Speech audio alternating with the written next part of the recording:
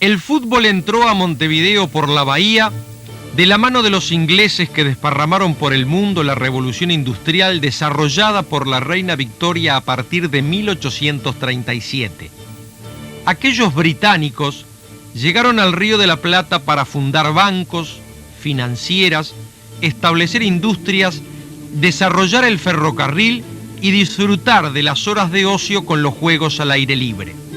En 1842 fundaron el primer club deportivo para jugar al críquet en el pueblo Victoria, ubicado lejos de Montevideo, que entonces solo ocupaba la extensión de la ciudad vieja. El general Oribe puso sitio a la capital el 23 de febrero de 1843 y los ingleses no pudieron salir de los muros de la ciudad para practicar deporte. Terminada la Guerra Grande, varios de los iniciadores del desaparecido Victoria se unen a los demás británicos de la colectividad y constituyen el 18 de julio de 1861 el Montevideo Cricket Club. Próximo a cumplir 139 años de vida, aún en actividad, tiene el privilegio de haber sido el primer club en el Uruguay donde se jugó al fútbol. Eso fue en octubre de 1878, en su campo de juego, ubicado donde hoy se encuentra el Hospital Militar. El terreno estaba rodeado de arcos de pitas, se levantó un pequeño refugio de madera con techo que oficiaba de palco, y cada vez que se desarrollaba un partido, se colocaba una carpa blanca donde se servía el té. Se le conoció como la cancha de la Blanqueada, nombre de una pulpería famosa que existía en la zona. Jugaban al fútbol los profesores y alumnos de los colegios británicos, así como los marineros de barcos ingleses que llegaban al puerto. Un grupo de sus socios fundaron en 1874 el Montevideo Rowing, en la bahía, para desarrollar el remo, agregando luego el fútbol. El Montevideo Cricket y el Rowing jugarán el primer partido entre clubes en el Uruguay. Su disputa se pactó intercambiando notas oficiales y se llevó a cabo el 22 de junio de 1881 en La Blanqueada. La iniciación de las obras del Hospital Militar originó la mudanza del campo de deportes del Montevideo Cricket al predio cercano que hoy se ubica en la avenida Luis Alberto de Herrera, Cardal, Francisco Simón, donde actualmente se encuentran los depósitos de Manzanares. Aquí, el 15 de agosto de 1889, se llevó a cabo el primer enfrentamiento internacional de fútbol en el Uruguay entre Montevideo Team y Buenos Aires Team. 2 años después, Enrique Cándido Lichtenberger, alumno del colegio inglés, entusiasmó a sus compañeros para fundar un club de fútbol solo para uruguayos. Nació el Albion el 1 de julio de 1891. El paisaje de Punta de las Carretas se modificó sustancialmente ante los ojos de los montevideanos cuando en 1876, en medio de aquel descampado junto al Río de la Plata, se inauguró el faro. A esa zona llegaba desde 1870 el tranvía de Caballos del Este y en 1884 fue elegida por uno de los colegios británicos para desarrollar sus actividades deportivas con el fútbol como preferencia. Con William Leslie Poole a la cabeza, marchaban los alumnos y ocasionalmente los marineros británicos a jugar al fútbol. Los montevideanos, viendo aquellas piruetas y acrobacias de quienes corrían detrás de una vejiga inflada, lo denominaron el juego de los ingleses locos. En esa cancha de Punta de las Carretas contra el río y contemplados por el faro, jugará Albion, club que modificó sus estatutos para aceptar jugadores ingleses en sus filas, buscando crecer en poderío deportivo. En 1899, la compañía de tranvía de caballos al Paso Molino construirá para el Albion el campo de juego en la avenida 19 de Abril, quedándose en Punta de las Carretas el Uruguay Athletic de los británicos, fundado en 1898 en la zona de la Parva Domus, caracterizado también por su escasa permeabilidad al elemento criollo. En cambio, otro Uruguay Athletic, Club de la Unión, con Ernesto Caprario como líder, tuvo prioridad por los muchachos montevideanos que querían jugar al fútbol. El Ferrocarril Central del Uruguay comenzó a funcionar en 1869 como empresa del Estado. Los trastornos para organizar el servicio originaron que en 1884 pasara a manos de una empresa británica. Desde Londres se ordenó en 1890 el traslado de los talleres y depósitos al predio de 20 hectáreas comprado en la Villa Peñarol, en las afueras de Montevideo. Junto al desarrollo de las actividades ferrocarrileras, al mejor estilo británico, los ingleses impulsaron el deporte, fundando el 28 de septiembre de 1891 el Club del Ferrocarril para practicar el cricket. Le pusieron el mismo nombre que el de la empresa, agregando la palabra del deporte que iban a jugar, el cricket. Así nació lo que se conoció como el Kurk, con los colores del ferrocarril, amarillo y negro. Era el club de los ingleses, el de las afueras de Montevideo, separado por 2 leguas de la capital del país. En 1896, los residentes alemanes afincados en la zona de Pocitos crearon el Club Alemán de Fútbol y a través de sus relaciones influyentes con la compañía de tranvías de caballos de la Unión y Maroñas, logran que la empresa construya el Parque Central para que lo utilicen los alemanes como campo deportivo. En la quinta de Eduardo de Castro, en el Paso Molino, surge otro club criollo, el Defensa, con Miguel Nebel como abanderado. En tanto, en el Café Montevideo de la avenida 18 de Julio y Médanos, un grupo de jóvenes de 14 a 16 años, estudiantes de preparatorio en la vieja Universidad de la República, escuchaban en las tertulias los cuentos del inglés Ramsay sobre el fútbol que jugaba los fines de semana en el Albion. Surgió el interés por verlo jugar y luego el sentido de la imitación llevó a la fundación del Montevideo Fútbol Club. Allí, en el primer club que nace en la mesa de un boliche, está Atilio Narancio con 16 años. El rector, doctor Alfredo Vázquez Acevedo, sustituyó la gimnasia por el fútbol. Logró el campo de juego del Batallón Tercero de Cazadores en la Aduana, a 2 cuadras de donde funcionaba la Universidad Mayor de la República, y nació en ese ámbito el Universitario, donde alternaban muchos estudiantes que jugaban también en el Montevideo.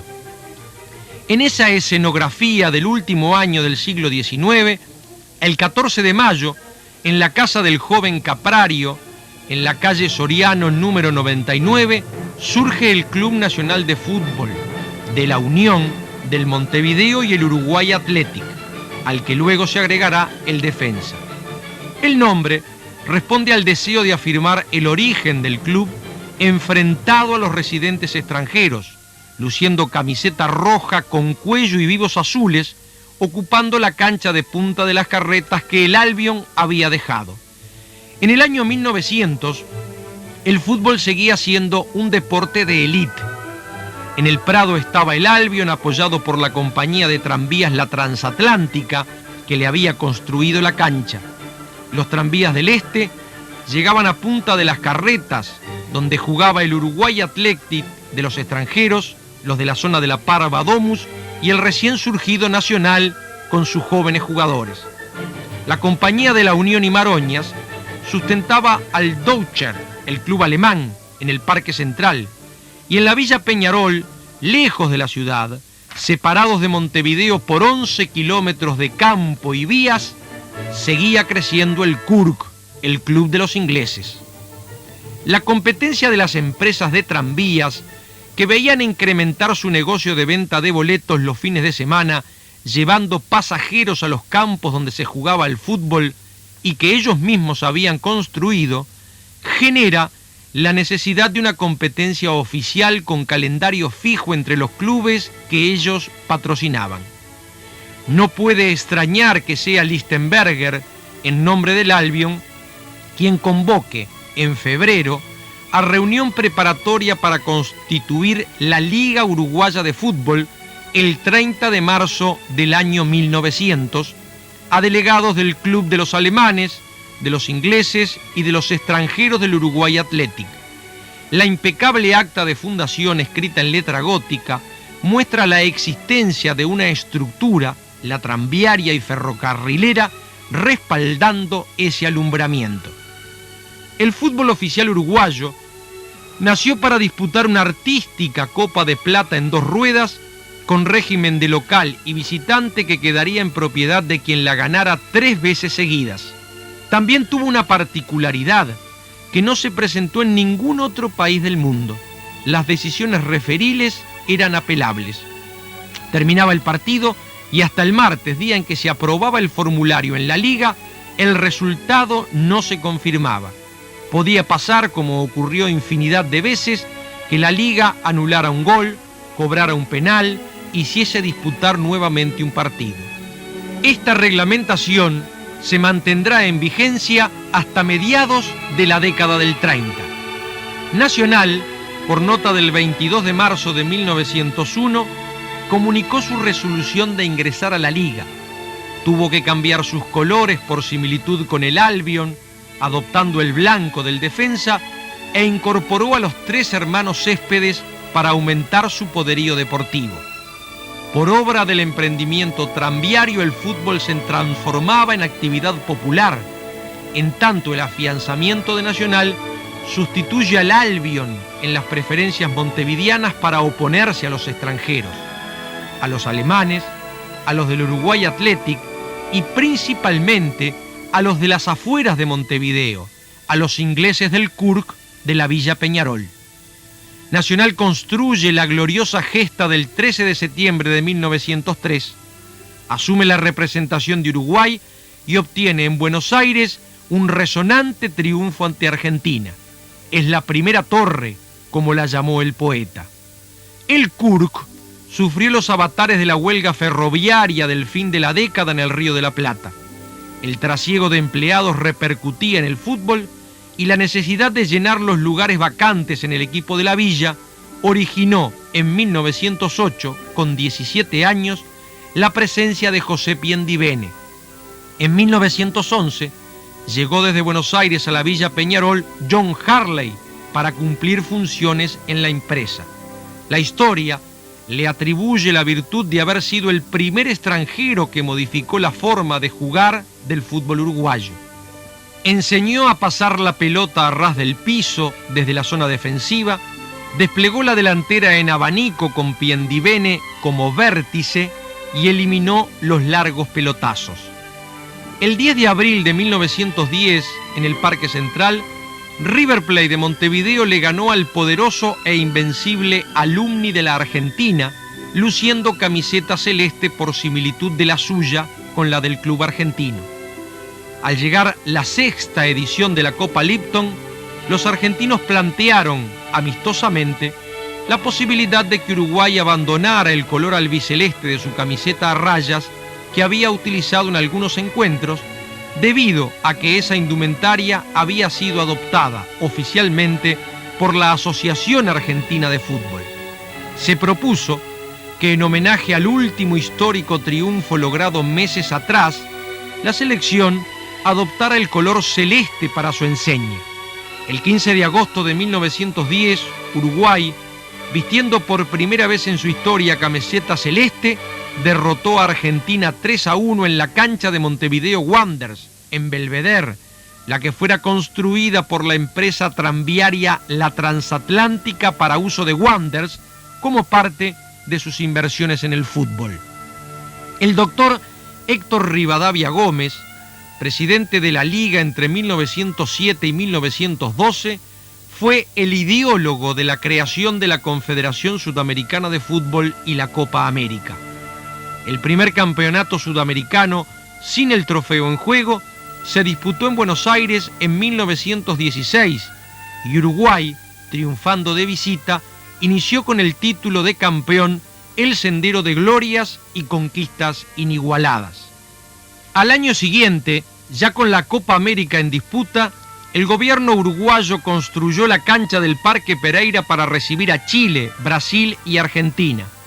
Era una típica tribuna inglesa de madera, ubicada en el lugar exacto donde hoy está la pista de atletismo. Las pequeñas palmeras plantadas para la ocasión, hoy gigantescas, fueron testigos de la segunda consagración de Uruguay a nivel sudamericano, con gol convertido por el entonces juvenil Héctor Escarone, quien una década después será considerado el mejor jugador del mundo. La competencia tranviaria impulsaba el desarrollo del fútbol. La transatlántica posibilitó que Peñarol, al culminar la actividad del CURCS, tuviera su cancha en Las Acacias. Su rival empresarial, la Comercial, firmó un acuerdo que trasladó a los aurinegros en 1921 a la estación Pocitos. La cancha estaba en el espacio hoy ocupado por la avenida Rivera, Soca y Pereira, obligándose al club por contrato a poner todo su empeño en procurar la mayor publicidad en los anuncios de los partidos a jugarse. De esta forma, empresarialmente, la Comercial y sus líneas se quedaban con los escenarios donde jugaban Peñarol y Nacional, ya definitivamente instalados como ejes de polarización de las hinchadas. Uruguay retorna a la cima en 1920 ganando la Copa América en Chile, consagrando a José Piendivene y Ángel Romano, ambos en su momento estelar. En noviembre de 1922, el fútbol uruguayo se divide. Nacional se queda en la asociación colocando a su frente al doctor Atilio Narancio, fundador del club con 16 años, y Peñarol crea la Federación Uruguaya de Fútbol, con el doctor Julio María Sosa como su estandarte. Narancio, diputado y hombre ligado al gobernante Partido Colorado liderado por José Valle y Ordóñez, pone en juego su influencia y logra que en el Congreso de la FIFA en 1923, celebrado en Ginebra, el diplomático uruguayo en Europa, doctor Enrique Buero, hermano de quien ocupara la vicepresidencia de Peñarol, obtenga la afiliación de la Asociación Uruguaya de Fútbol a la FIFA. Al anunciar el éxito de su gestión por carta, el doctor Buero sugiere a Narancio enviar un combinado a jugar las Olimpiadas Mundiales de 1924 y anuncia que ha dejado iniciado el camino para realizar una gira previa que permita costear los gastos. La asociación organiza en Montevideo la Copa América de 1923 y Narancio hace una promesa a los jugadores: si salen campeones, los llevo a Europa a disputar los Juegos Olímpicos. En el sudamericano aparece la impresionante figura de José Nasazzi, que debuta con 22 años con la celeste en el pecho, ejerciendo ya el capitanato, hecho único en la historia. Uruguay gana la Copa América y Narancio debe cumplir lo prometido. La poderosa federación, con el doctor Julio María Sosa, por entonces presidente del Consejo Nacional de Administración como hombre fuerte, se opone. Fracasa un pedido de dinero al Parlamento, Narancio hipoteca su casa y el presidente de Nacional, Numa Pesquera, pone el dinero que falta para el viaje. Así, medio fútbol uruguayo se va a Europa en la tercera clase de un vapor para realizar una exitosa gira previa por España. Fue la primera vez en la historia que un equipo de fútbol de América del Sur se presentaba en Europa. Un periodista gallego hizo un vaticinio después que Uruguay ganara los 9 partidos previos con 25 goles a favor y 8 en contra. Por los campos de Coya, dijo, pasó una ráfaga olímpica. La ráfaga se hizo huracán. Uruguay ganó al hilo ante Yugoslavia 7-0, Estados Unidos 3-0, frente a Francia, el dueño de casa y organizador de los Juegos Olímpicos, la victoria fue por 5-1. En la semifinal cayó Holanda 2-1 y en la final venció a Suiza 3-0. Las escenas que se observan son elocuentes, no solo de la multitud que asistió a la final, sino de la calidad del juego desplegado por Uruguay. Pisadas como esta de Héctor Escarone, o desbordes como el que se aprecia aquí en cámara lenta de Ángel Romano, no son de una época, pertenecen a todas las épocas del gran fútbol. Este gol de Pedro Petrone permite comprobar la realidad de la frase periodística aún vigente sobre la fuerza del remate petroniano. El golero suizo no ve la pelota. Estas otras acciones muestran en toda su dimensión la fortaleza, decisión y coraje que tenía ese grande del fútbol mundial que fue José Nasazzi. En las tomas aparece jugando con gorrito de punto de color blanco. Nasazzi conquistó a nivel de selecciones todos los títulos posibles y aún hoy nadie lo ha igualado. Fue campeón del mundo, olímpico y de América. Fue tan espectacular la producción del equipo celeste que al terminar el partido, la multitud que llenaba las tribunas de Colombes comenzó a aplaudir sin parar. Los jugadores uruguayos, junto con los dirigentes, invitaron a los suizos a dar una vuelta al campo, pegados al bajo cerco de madera, caminando para retribuir las aclamaciones. El público, como en las corridas de toros, lanzaba sombreros y flores a la cancha, algunos de los cuales eran recogidos por los uruguayos. Así nació, caminando, la Vuelta Olímpica de eterna vigencia como paseo triunfal de los campeones. Al retornar de Europa, los argentinos querían medirse con los uruguayos en partido de homenaje. Se llevó a cabo en octubre y el fervor, el interés y la pasión era tan grande que el público completó la capacidad de las tribunas. Invadió la cancha y el partido tuvo que suspenderse. Se construyó entonces un alambrado perimetral al campo de juego para que el encuentro pudiera llevarse a cabo.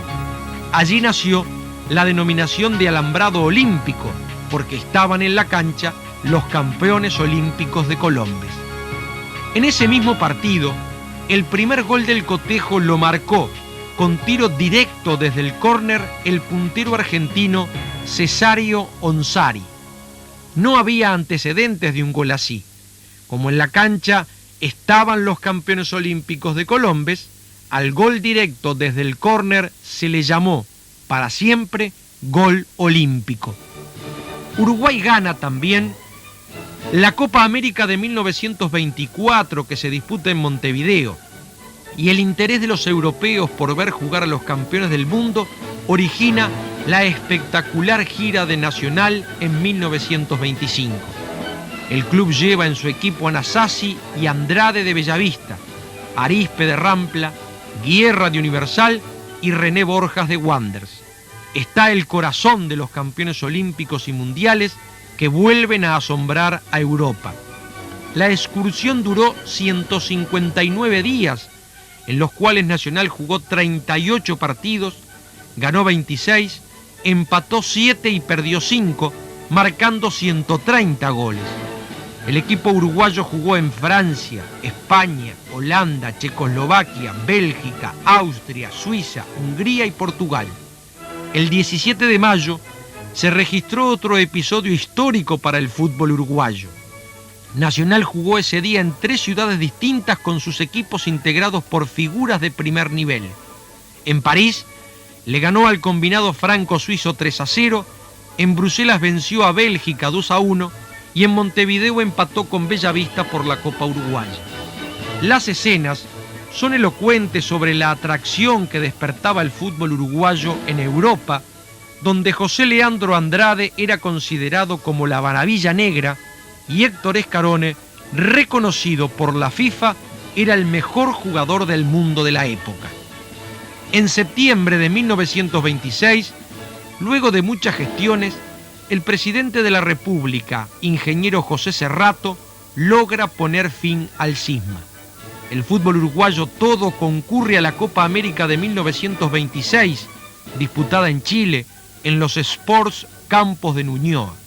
Retorna con el título de campeón y nace una canción inmortal del maestro isabelino Omar Odriozola.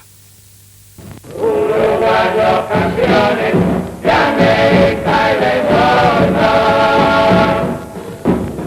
esforzados atletas que acaban de triunfar, los clarines que dieron las dianas de colores, verdaderos grandes volvieron a sonar. En los Juegos Olímpicos de 1928 en Ámsterdam, Uruguay defendió su título de campeón olímpico y mundial en el torneo que definió con Argentina.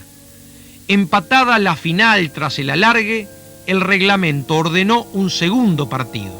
Los uruguayos se adelantaron a los tiempos, priorizando el estado físico, y realizan 5 cambios en el equipo.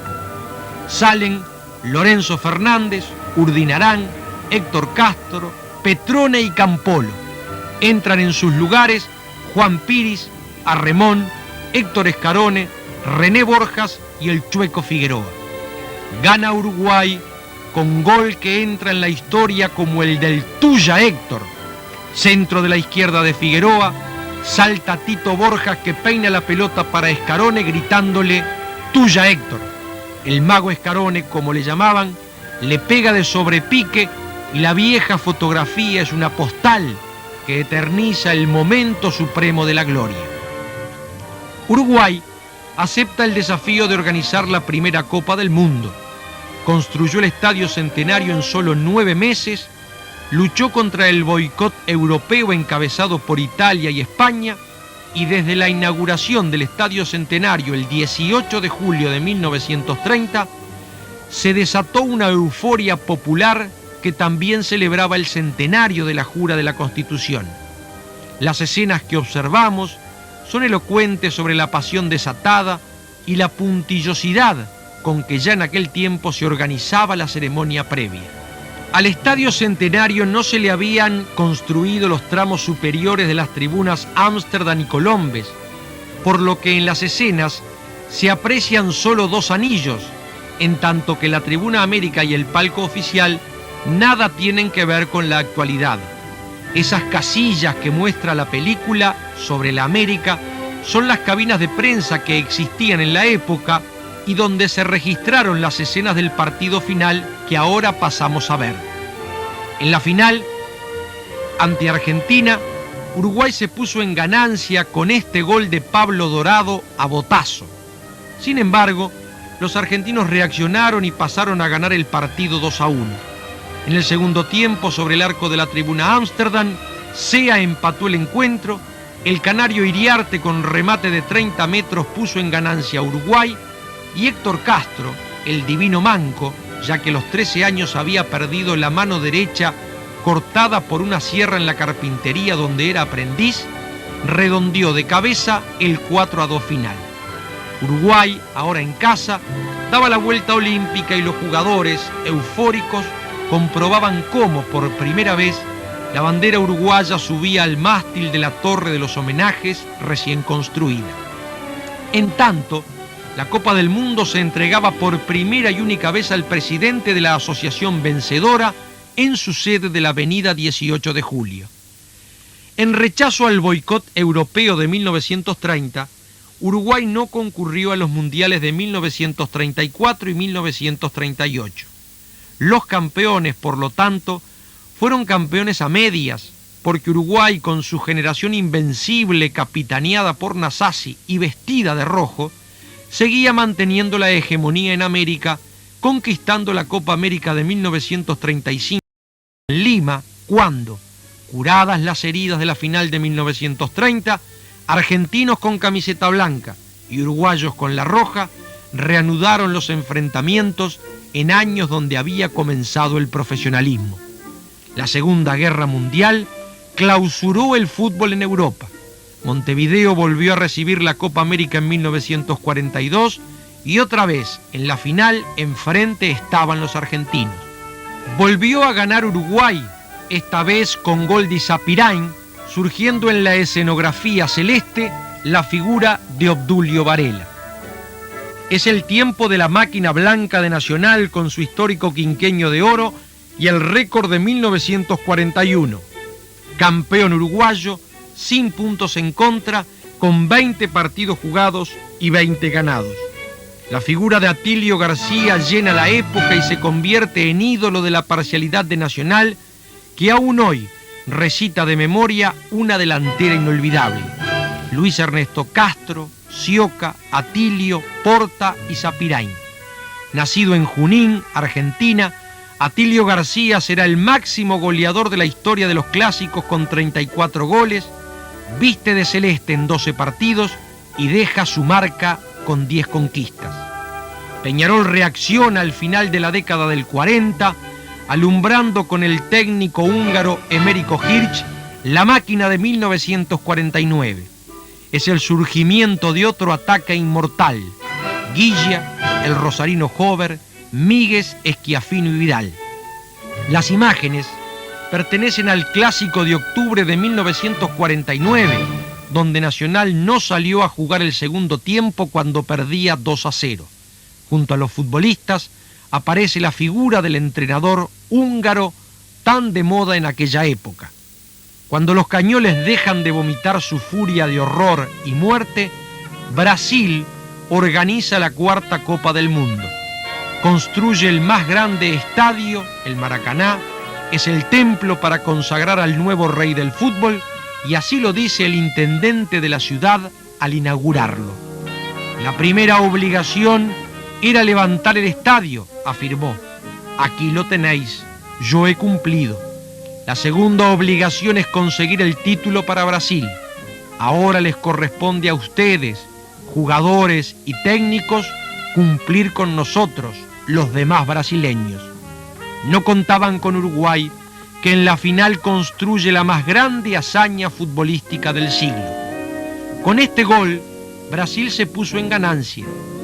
Nadie pensaba que la Copa del Mundo podía escaparse de manos brasileñas. Sin embargo, los jugadores uruguayos demuestran que en nuestra tierra se nace para campeón. Empata Juan Alberto Schiaffino con impecable media volea que vence a Barbosa, y a poco del final llega la hazaña celeste. Avanza, despeja la pelota, Villa, que lo escapa de gol. Avanza el veloz puntero de este uruguayo. Vinca, va a tirar, tira.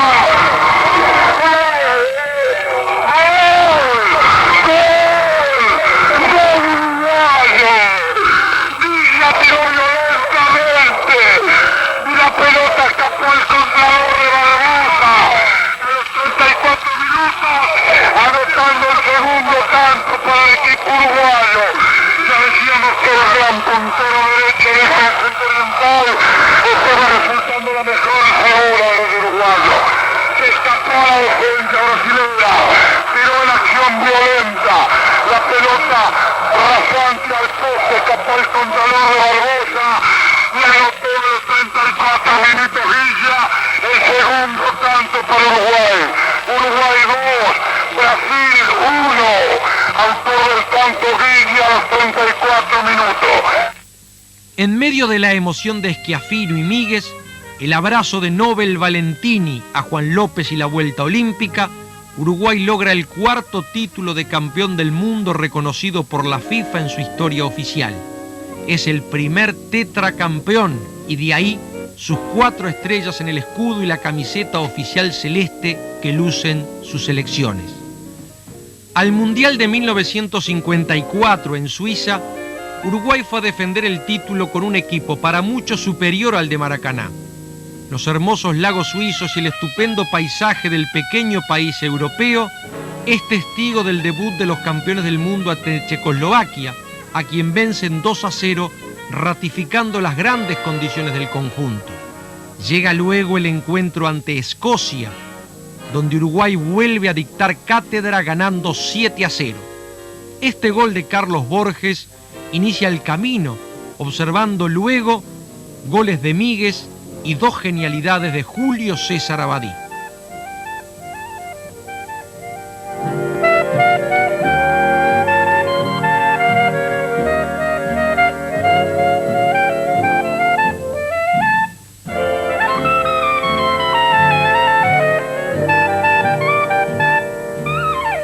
partido siguiente es ante Inglaterra.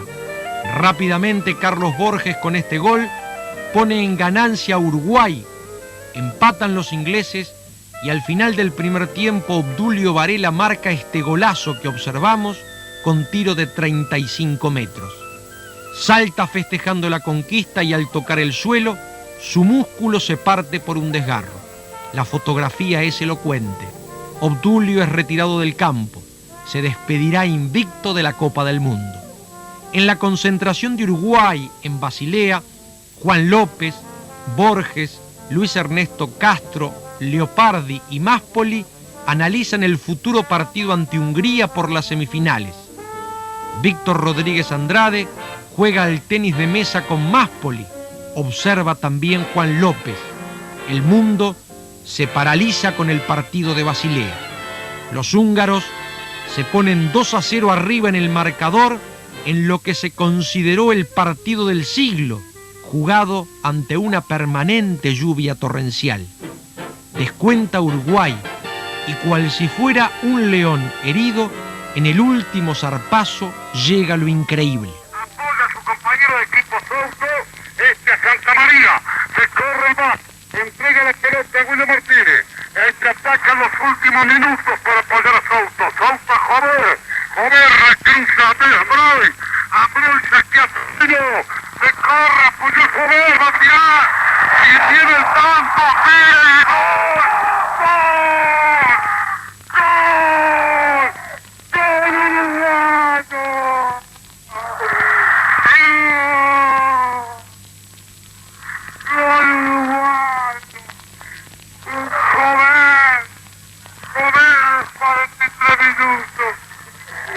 Acá se festeja con la incontenible emoción. Joder, a los 43 minutos. Hizo un punto de empate. 2-2. Hungría y Uruguay. Jover, después del gol, sufrió un desmayo por la tremenda emoción, en tanto la narración de Carlos Solé puso marco al adiós de Uruguay en la Copa del Mundo, ya que en el alargue Hungría ganó con estos 2 goles de cabeza marcados por Coxís. Uruguay ganará otra vez en Montevideo y en la final ante Argentina la Copa América de 1956 con gol de Javier Ambrois, y llegará a la Copa del Mundo de Chile para competir en la Serie de Arica, venciendo a Colombia, que se había puesto en ventaja de penal, con estos goles que festeja Luis Cubilla, su autor, y el del triunfo que señala, como vemos, José Francisco Sacía. En el cotejo siguiente, Ángel Rubén Cabrera de cabeza pondrá en ventaja a Uruguay, pero Yugoslavia empatará con un gol calcado y seguirá de largo en el tanteador, mientras la impotencia oriental generará un tumulto, protestas y alguna que otra mano ligera. En tanto llegaría en el fútbol uruguayo la hora de los clubes. Nacional vuelve a Europa después de 33 años e inicia el camino de la amplia competencia internacional conquistando la Copa Teresa Herrera. Peñarol, con la nueva dirigencia que lideran el contador Gastón Guelfi y Washington Cataldi, consolida su primer quinquenio de oro y descubre la nueva escenografía del fútbol del futuro, el campo internacional. Se consagra campeón de la primera y segunda Copa Libertadores de América en 1960 y 1961, siendo en este año el primer club de América en ganar la Copa Intercontinental ante el Benfica. Son años aurinegros, extendiendo en 1966 supremacía continental al ganarle a River Plate en Santiago de Chile una final increíble. Perdía Peñarol 2-0 hasta que en el último cuarto de hora llegó el empate. En el alargue, Peñarol construirá otra hazaña para el fútbol uruguayo.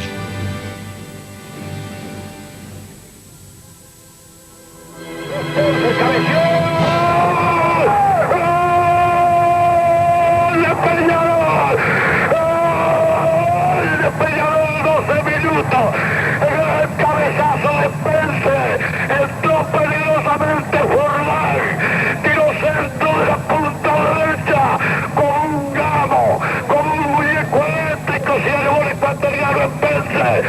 12 minutos del primer tiempo de los 30, empieza a repartirse en 15 y cabeció lento decretando Pence el tercer gol.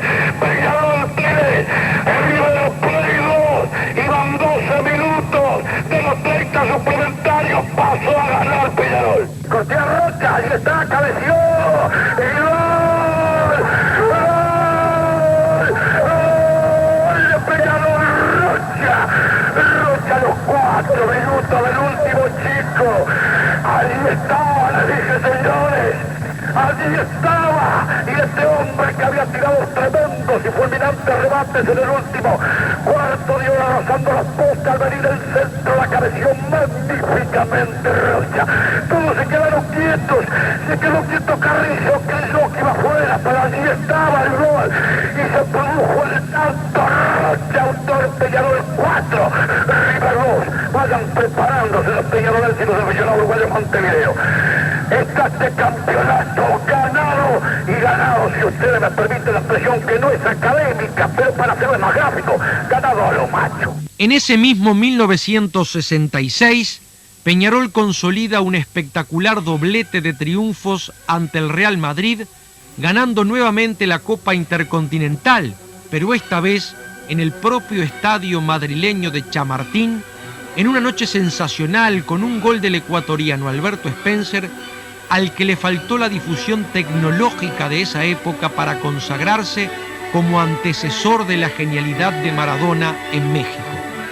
La comparación de las imágenes, saltando por encima de los años, los tiempos y el color, permite poner en escena una y otra conquista para darle el justo valor a aquel golazo del moreno ecuatoriano.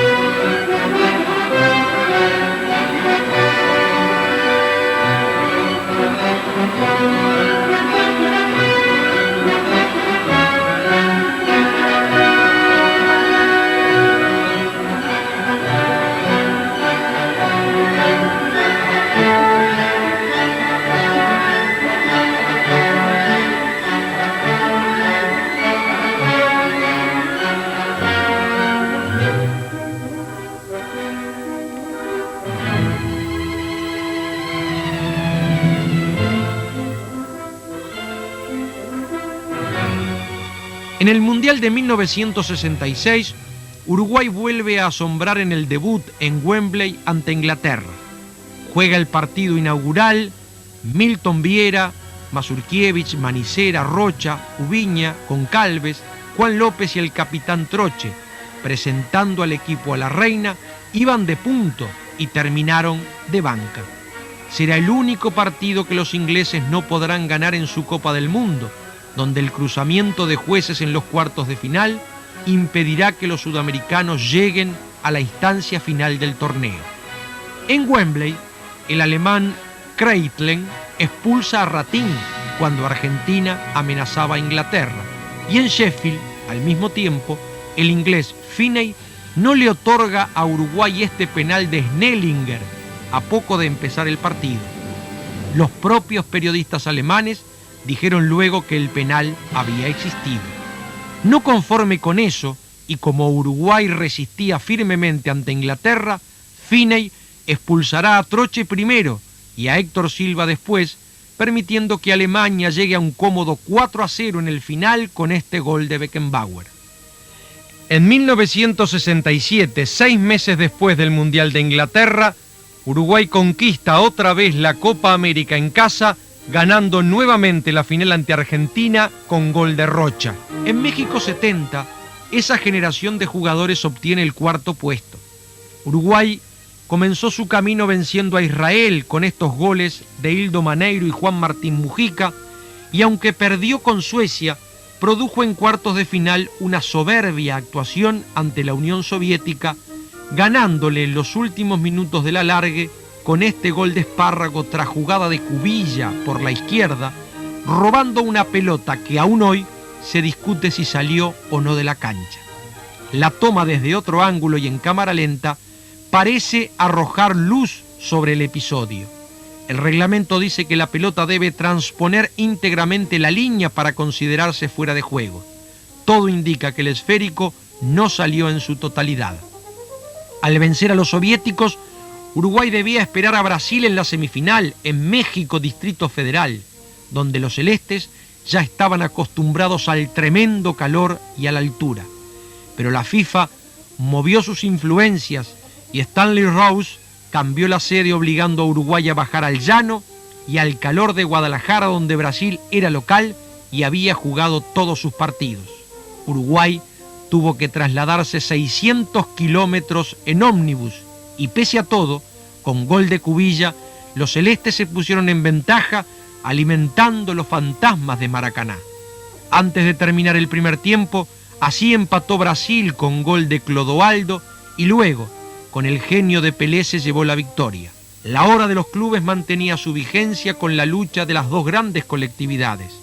Miguel Restucia, definido como un hincha de la tribuna olímpica, llegó a la presidencia de Nacional para restablecer el equilibrio de los dos clubes grandes, haciendo realidad los sueños postergados. Con la furia goleadora de Artime, las atajadas del brasileño Manga, el talento del Chilo Prieto, la fuerza de Montero Castillo y las genialidades de Cubilla, armó un super equipo que puso fin en Lima al reinado de Estudiantes de La Plata, conquistando la Copa Libertadores y meses después la Copa Intercontinental. Marcado por Malvernay, Pachamé, Páramo, Cubilla. Se viene Cubilla por el sector izquierdo, marca para la Capó, va a entrar, entró y a Capó y a ingresar en la jugada, tiró. ¡Gol!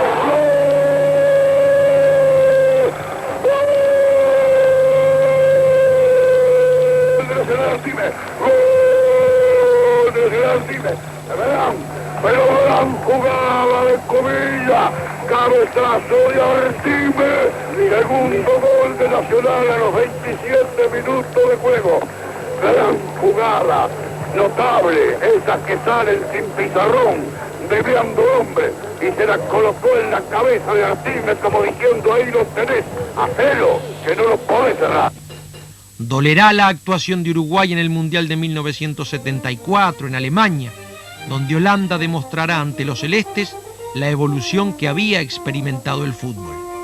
Adaptándose a esas circunstancias, Uruguay reaccionó fortificando su apuesta en los juveniles, actividad en la que el país había sobresalido consagrándose primer campeón sudamericano en 1954 en Venezuela y obteniendo el título en los siguientes torneos de 1958 en Chile y 1964 en Colombia.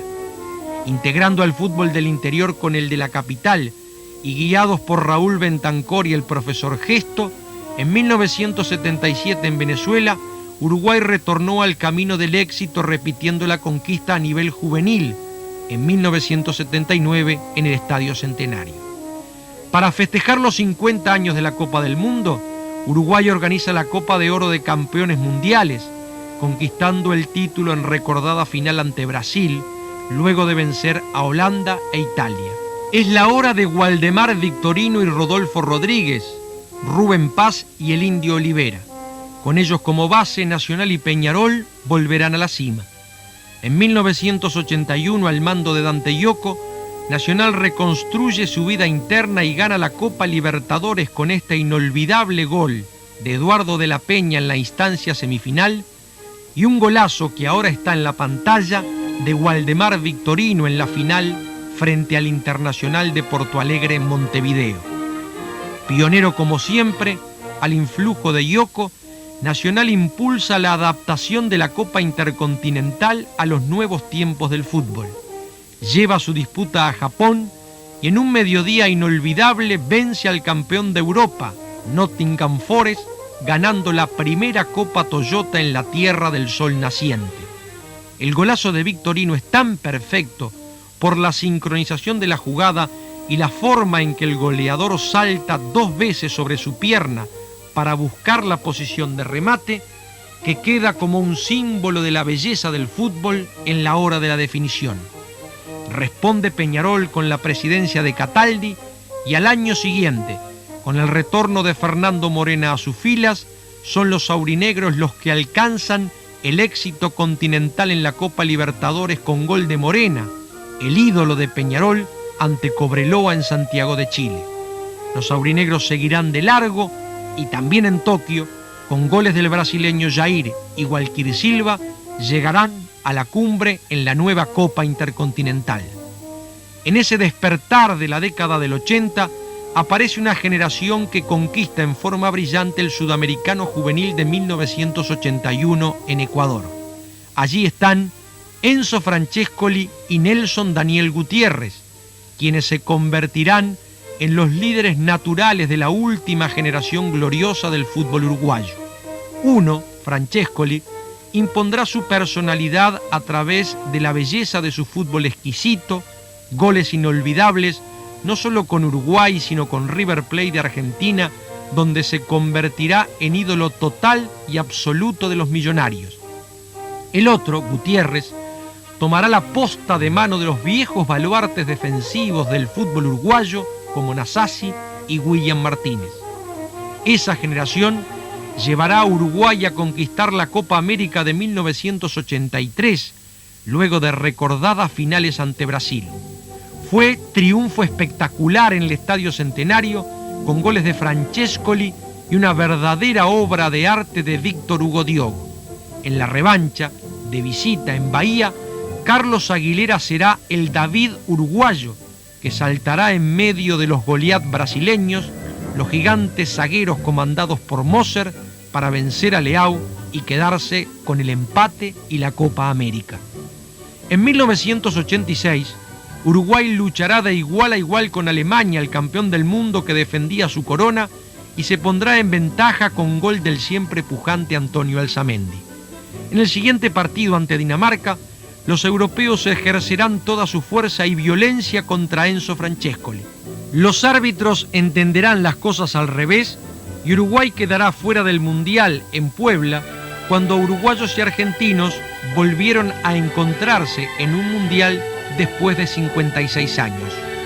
Al año siguiente, Uruguay fue a Buenos Aires a defender su título de campeón de América ante el campeón del mundo, que tenía a Maradona en sus filas y en el mejor momento. En el Monumental de Núñez, con gol de Alzamendi, Uruguay eliminará a Argentina y volverá a ganarle de visita luego de casi 40 años sin poder hacerlo. En la final, ante Chile, se consagrará Pablo Bengochea señalando el gol del triunfo y el título. Esa gran generación estará acompañada por la potencia del fútbol doméstico. El contador José Pedro Damiani llega a la presidencia de Peñarol y en 1987, con un equipo netamente juvenil, retornará a la conquista de la Copa Libertadores de América en la increíble final de Santiago de Chile.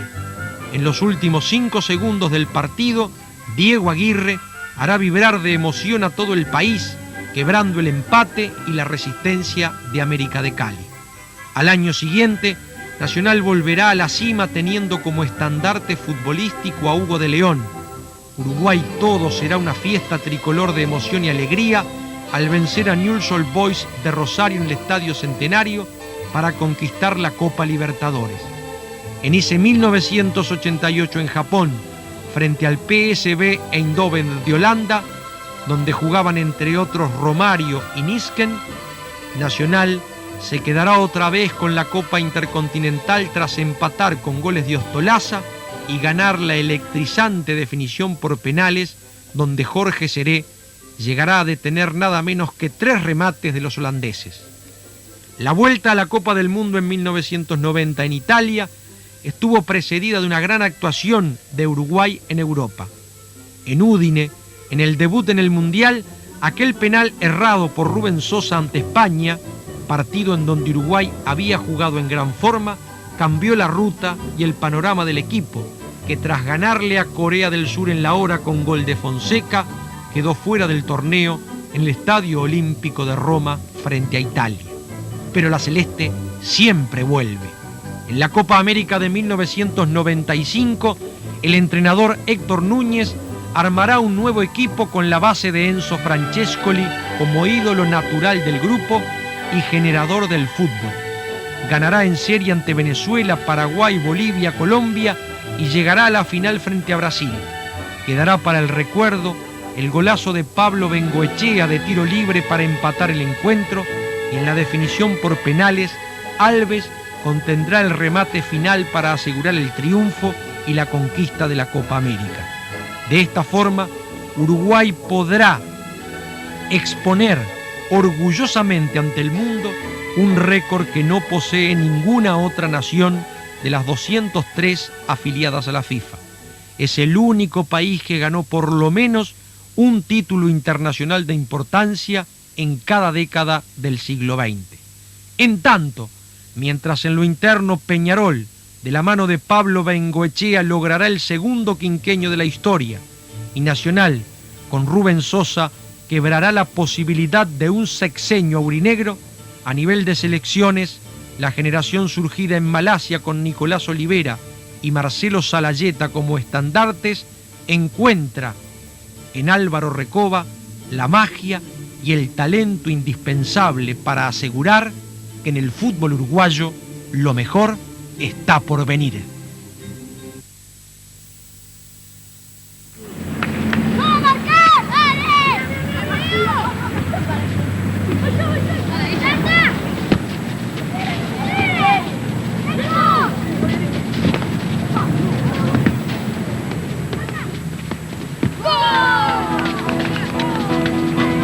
Y la pelota busca al jugador.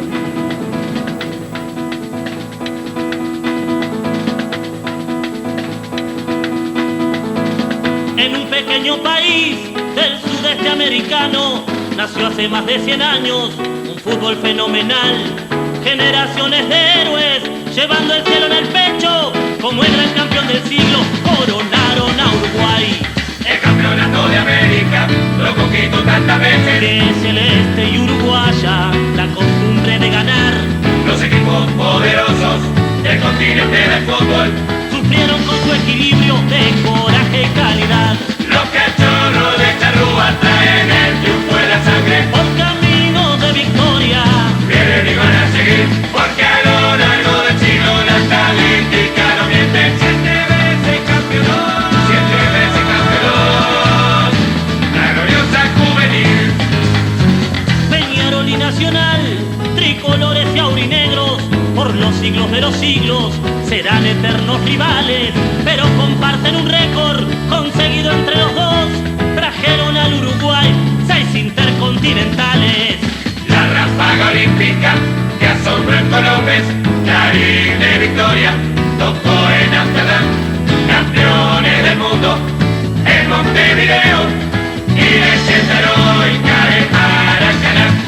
El fútbol charrúa, el campeón del siglo, tiene un compromiso ¿Qué quiere cumplir? le promete al pueblo cuidar de su gloria. Mejor que la historia.